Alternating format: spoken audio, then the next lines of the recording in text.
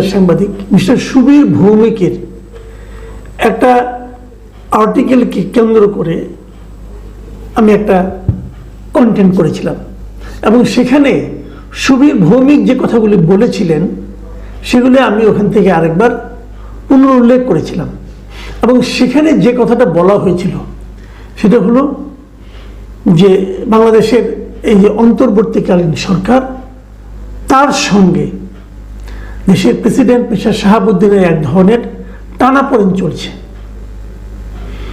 এবং সম্ভবত তারা শাহাবুদ্দিন সাহেবকে সরিয়ে দিতে চায়। এবং একই সঙ্গে আরও অন্য রাজনৈতিক বিশ্লেষণ সেই নিবন্ধে ছিল, সেটা নিয়ে আমি একটা নিজেই রিপোর্ট করেছিলাম। এবং আমি সবিষয়ে লক্ষ্য করেছিলাম এটা নিয়ে আমাদের দেশের কোনো মিডিয়ায় কোনো উচ্চবাচ্য রাজ শব্দটি করেনি। আমাকে কেউ কেউ বলেছিলেন যে ভারতের একটা মিডিয়ায় কি লেখলো না লেখলো এটাকে আমি তো গুরুত্ব দিচ্ছি কেন। আমার গুরুত্ব দেওয়া না দেওয়ায় কিছু যায় আসে না, বাট কি ঘটনাটা ঘটছে সেটাকে জাস্ট তুলে আনা, মানুষের সামনে উপস্থাপন করা, এটা আমি আমার দায়িত্ব মনে করি। কেন উপস্থাপন করা দরকার? এই জন্য দরকার যে মানুষ এখান থেকে তার চিন্তার খোরাকটা পায়, মানুষ ভাবতে পারে অথবা চিন্তা করতে পারে অথবা আলোচনা করতে পারে যে সামনের দিনগুলিতে কি হতে যাচ্ছে। আমার ওই কন্টেন্টটা দেখে যে সমস্ত পাঠক অথবা দর্শক আমার ব্যাপারে একটু সন্দেহ পোষণ করেছিলেন, তাদেরকে আমি আজকে যে ঘটনার ডেভেলপমেন্ট যেগুলো হচ্ছে সেগুলো নিয়ে একটা কথা বলতে চাই। ডেভেলপমেন্টটা আজকে অবশ্য হয়েছে আমাদের আইন উপদেষ্টার একটা বক্তব্যের প্রেক্ষিতে, কিন্তু উনিও এই বক্তব্যটা দিয়েছেন রাষ্ট্রপতিরই আরেকটা বক্তব্যের প্রেক্ষিতে। রাষ্ট্রপতির বক্তব্যটা দুদিন আগে রবিবার দিন বেসিক্যালি এটা ছাপা হয়েছে মানব জমিন পত্রিকার একটা পলিটিক্যাল ম্যাগাজিন বের করে ওনারা, নতুন করে, আগে বের করতো অনেকদিন বের করেন, নতুন করে বের করে সেই জনতার চোখ এই নামে একটা ম্যাগাজিন উনি বের করেন। মানব জমিনের সম্পাদক, প্রধান সম্পাদক মতিউর রহমান চৌধুরী, প্রবীণ সাংবাদিক, উনি করেন। রবিবার সেই পত্রিকাটি বের হয়, সেখানে শাহাবুদ্দিন সাহেবের একটা ইন্টারভিউর মতো ছাপা হয়, যেটা নাকি মতিউর রহমান চৌধুরী নিজেই নিয়েছেন, উনি ওখানে গিয়েছিলেন। বলে রাখা ভালো, এই বিনয়ের সঙ্গেই বলি, এই জনতার চোখে আমারও একটা আর্টিকেল আছে, সময় পেলে পড়ে দেখবেন। যাক, যেটা বলছিলাম, মতিউর রহমান চৌধুরী সাহেবের সঙ্গে উনি যে ইন্টারভিউটা দেন, ইন্টারভিউ ঠিক না, আলাপচারিতা বললাম কেন, এটা আপনি পড়লে দেখবেন। একসময় কিন্তু আমাদের রাষ্ট্রপতি শাহাবুদ্দিন আহমেদ উনি কিন্তু একসময় পাবনাতে দৈনিক ইত্তেফাকের প্রতিনিধি ছিলেন, সংবাদদাতা ছিলেন। উনি যখন ইত্তেফাকের হয়ে পাবনা থেকে কাজ করতেন, তখন এই ইত্তেফাকের হয়ে ঢাকা অফিসে মতিউর রহমান চৌধুরী তখনও একজন জাতীয় সাংবাদিক হিসেবে কাজ করতেন। সেই হিসেবে বলতে গেলে ওনাদের মধ্যে একটা পুরনো সম্পর্ক আছে, সেটা তাদের এই ইন্টারভিউতে আলাপচারিতাতেও আপনি পাবেন, যদি আপনারা খুঁজেন পাবেন, এটা অনলাইনেও পাওয়া যায়, দেখে নিতে পারেন। তো সেখানে কথা প্রসঙ্গে শাহাবুদ্দিন সাহেব যে কথাটা বলেছেন সেটা হলো এই যে প্রধানমন্ত্রী চলে গেলেন বাইরে, উনি যাওয়ার সময় ওনার সঙ্গে দেখা করে যাননি, ওনাকে কিছু বলেও যাননি, টেলিফোনেও বলে যাননি। এবং উনি এটাও বলেছেন যে তখন কি হচ্ছে আমি কিছুই বুঝতে পারছিলাম না। আমি ওই যে রাষ্ট্রপতির ভাষায় বলি আপনাদেরকে যে 5 আগস্ট সকাল 10:30টায় বঙ্গভবনে ফোন এলো প্রধানমন্ত্রীর বাসভবন থেকে, বলা হলো মাননীয় প্রধানমন্ত্রী বঙ্গভবনে আসবেন মহামান্য প্রেসিডেন্টের সঙ্গে সাক্ষাতের জন্য। এটা শুনে প্রস্তুতি শুরু হলো বঙ্গভবনে, ঘণ্টাখানেকের মধ্যে ফোন এলো তিনি আসছেন না।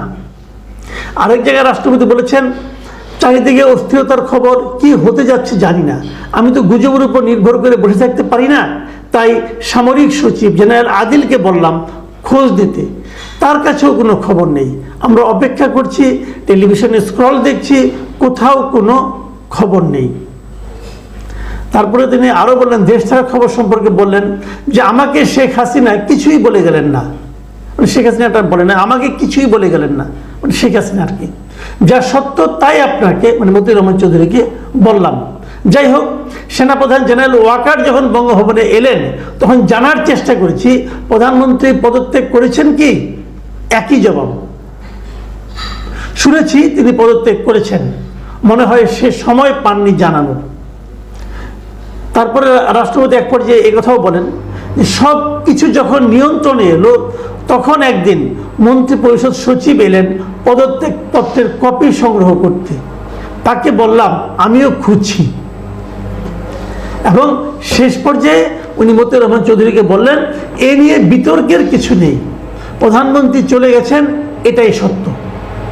তার মানে ওনার কাছে প্রধানমন্ত্রী কোনো পদত্যাগপত্র দেননি, উনি পাননি, এটাই উনি বলার চেষ্টা করেছেন। এই বিষয়টা কিন্তু কালকের পত্রিকায় এসেছে। এটাকে কেন্দ্র করে আজ আমাদের আইন উপদেষ্টা মিস্টার আসিফ নজরুল তিনি কিছু কথা বললেন, এবং তিনি বললেন যে এই যে রাষ্ট্রপতি বলছেন যে তার কাছে প্রধানমন্ত্রীর কোনো পদত্যাগপত্র নেই অথবা পদত্যাগপত্র ওনাকে দেওয়া হয়নি, এটা এক ধরনের মিথ্যাচার। মানে আইন উপদেষ্টা রাষ্ট্রপতির বক্তব্যকে মিথ্যাচার হিসাবে অভিহিত করলেন, এবং এটা উনি বলেন আজকে। এবং উনি বললেন যে শুনুন ওনার ভাষায় আমি বলি, রাষ্ট্রপতি যে বলেছেন সাবেক প্রধানমন্ত্রী শেখ হাসিনা পদত্যাগপত্র পাননি, এটা হচ্ছে মিথ্যাচার, এবং এটা হচ্ছে ওনার শপথ লঙ্ঘনের শামিল। উনি রাষ্ট্রপতির শপথ লঙ্ঘন করেছেন বলে কিন্তু অভিযুক্ত করেন। রাষ্ট্রপতি যদি শপথ লঙ্ঘন করেন তাহলে উনি রাষ্ট্রপতিরা থাকবেন কি করে? তাহলে যে কথাটা প্রথমে আমি বলেছিলাম সুবীর ভৌমিকের কথাটা নিয়ে, যে তাহলে এই সরকারের একজন আইন উপদেষ্টা যিনি আইনগত দিকটা ভালো বুঝেন, তিনি আলটিমেটলি বলতে চাচ্ছেন এই রাষ্ট্রপতি শপথ লঙ্ঘন করেছেন। কাজে ওনার থাকার ব্যাপারটা নিয়েও কিন্তু উনি সন্দেহ পোষণ করেছেন। যেমন উনি স্পষ্টই বলেছেন উনি আর এই পদে থাকার যোগ্যতা আছে কিনা সে সম্পর্কে প্রশ্ন আসে, মানে উনি আর রাষ্ট্রপতি থাকতে পারবেন কিনা সেটা নিয়ে প্রশ্ন করেছেন আইন উপদেষ্টা। আমি এখানে কতগুলি কথা বলি আপনাদেরকে। যেমন ধরুন, এই অন্তর্বর্তীকালীন সরকার শপথ নেওয়ার আগে রাষ্ট্রপতি কিন্তু জাতির উদ্দেশ্যে একটা সংক্ষিপ্ত ভাষণ দিয়েছিলেন, এবং সেখানে উনি বলেছিলেন যে উনি প্রধানমন্ত্রী পদত্যাগ করেছে এবং উনি সেটা গ্রহণ করেছেন।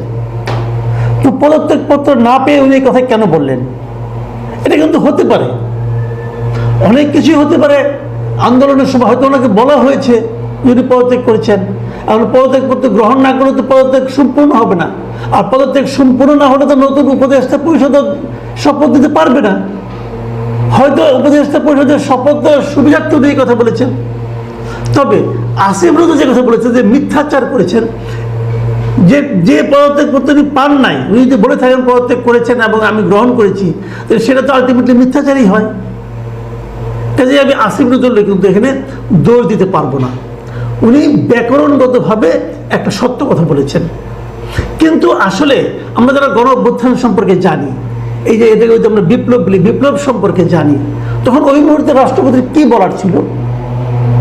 উনি যদি বলতেন, যদি গো ধরে বসে থাকতেন যে আমি তো প্রধানমন্ত্রীর কোনো পদত্যাগপত্র পাইনি, তাহলে কি ভালো হতো? উনি যদি বলতেন আমি শপথ পড়াবো না, তাহলে কি ভালো হতো? কাজেই উনি যেটা বলেছেন আমার ধারণা সময়ের প্রয়োজনে সেটা ঠিকই আছে। তাহলে পরে আবার এই কথা বললেন কেন? পরে এই কথা বললেন এই কারণে, যখন মন্ত্রিপরিষদ সচিব গিয়েছেন ওনার কাছে পদত্যাগপত্র সংগ্রহ করার জন্য, তখন তিনি এটা খুঁজে পাননি। যে পদত্যাগপত্র ওনার কাছে আসেনি সেটা উনি কীভাবে খুঁজে পাবেন? নাকি আসিফ নজরুল ইঙ্গিত করছেন যে পদত্যাগপত্র পেয়ে উনি সেটাকে গোপন করে ফেলেছেন, নষ্ট করে ফেলেছেন? এ ধরনের কথা কি আসিফ নজরুল বলার চেষ্টা করছেন? আমি কিছুই জানি না, আমি এটা বলতেও পারবো না, কিন্তু এই প্রশ্নগুলো কিন্তু আসছে। এখানে একটা সাইড টক করি, ছোট করে একটা কথা বলি। দেখুন, যদি রাষ্ট্রপতি শপথ লঙ্ঘন করে থাকেন, যদি রাষ্ট্রপতি সংবিধান লঙ্ঘন, সংবিধান তো শপথের চেয়ে আরো উপরে লঙ্ঘন করে থাকেন, তাহলে অবশ্যই তার এই পদে থাকার নৈতিক অধিকার নাই। এখন বিষয়টা যদি আমি আরেকটু ঘুরিয়ে বলি, আসিফ নজরুলকে প্রশ্ন করি, আপনারই সহকর্মী এই যে নাহিদ ইসলাম, দুদিন আগে উনি বললেন যে আপনাদের এই সরকার বঙ্গবন্ধু যে জাতির পিতা এটা স্বীকার করে না। আপনারা বলেছেন, উনি বলেছেন এটা, উনি নিজেও স্বীকার করেন না, এই সরকার স্বীকার করে না যে বঙ্গবন্ধু জাতির পিতা। যদি জাতির পিতা না হয়, তাহলে এই বঙ্গবন্ধুকে জাতির পিতা হিসেবে স্বীকার না করাটা কি সংবিধানের লঙ্ঘন নয়? আমাদের সংবিধানের 4 ক ধারায় পরিষ্কার বলা আছে যে বঙ্গবন্ধু জাতির পিতা। বলা আছে ওনার ছবি আপনার অফিসে, সরকারি অফিসে আপনার দেয়ালে পেছনে টাঙাতে হবে। আপনার উপদেষ্টাদের কয়জন টাঙান? কয়জন ওনাকে মানেন? এখন বলবেন এই সংবিধান আমরা মানি না, এই সংবিধান আমরা চেঞ্জ করব। চেঞ্জ তো কোনো করেন না রে ভাই, চেঞ্জ না করা পর্যন্ত মানতে হবে। কারণ মানতে যে হবে এটা কিন্তু আপনারাই বলেছেন, আপনারাই প্রমাণ করেছেন। কি করে প্রমাণ করেছেন? আপনারাই তো এই সংবিধানের আলোকেই শপথ নিয়েছেন রাষ্ট্রপতির কাছে। না নিতেন, নিলেন কেন? আপনাদের সংবিধানের আলোকেই শপথ নিয়েছেন, সংবিধানকে সমুন্নত রাখার শপথ নিয়েছেন। সেই শপথ আপনাদের অনেকে মানছেন না। যারা না মানছেন তারা কি উপদেষ্টা থাকতে পারেন এই সংবিধান অনুযায়ী? নাহিদ ইসলামকে উপদেষ্টা থাকতে পারেন? যদি নাহিদ ইসলামকে সরাতে না পারেন তাহলে রাষ্ট্রপতিকে সরাবেন কোন নৈতিক অধিকারে? তাহলে রাষ্ট্রপতির বিরুদ্ধে কথা বলবেন কোন নৈতিক অধিকারে? এই প্রশ্নগুলো কিন্তু ভাই উঠবে। এখন হয়তো আপনারা ক্ষমতায় আছেন, এখন হয়তো অনেকে ভয়ে কিছু বলবে না, এখন হয়তো অনেকে আপনাদেরকে ভালোবেসে কিছু বলবে না, কিন্তু কখনোই যে বলবে না এটা কি আপনি বলতে পারেন গ্যারান্টি দিয়ে? যখন বলবে তখন আপনাদের বৈধতাটা কোথায় থাকবে? তখন আপনাদের ইমেজটা কোথায় থাকবে? আমার কথা হলো, আপনারা যদি সংবিধানটাকে শুরুতে স্থগিত করে নিতেন, বলতেন যে সংবিধান স্থগিত করা আছে, স্থগিত করা হয়েছে, তাহলে একটা হতো। তা তো আপনারা করেননি। আপনারা এই সংবিধান মেনেই শপথ নিয়েছেন, শপথ নিয়ে আবার সংবিধান প্রতিনিয়ত লঙ্ঘন করছেন। এটা কেমন কথা ভাই? যে অপরাধ আপনারা করছেন সে অপরাধে রাষ্ট্রপতিকে আপনি দায়ী করবেন কি হিসাবে? সবই হয়েছে সময়ের প্রয়োজনে, এভাবে ভাবুন।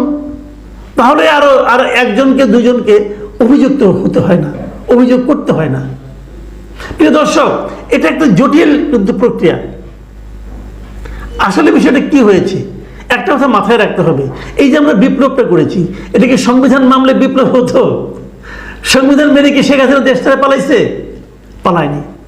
কাজে সংবিধানের অজুহাত যদি আপনি দেন, সংবিধানের কথা যদি উল্লেখ করেন কারণ হিসাবে কাউকে হেয় প্রতিপন্ন করার জন্য, তাহলে কিন্তু আপনারা সবাই সেই দায়ে দোষী হবেন।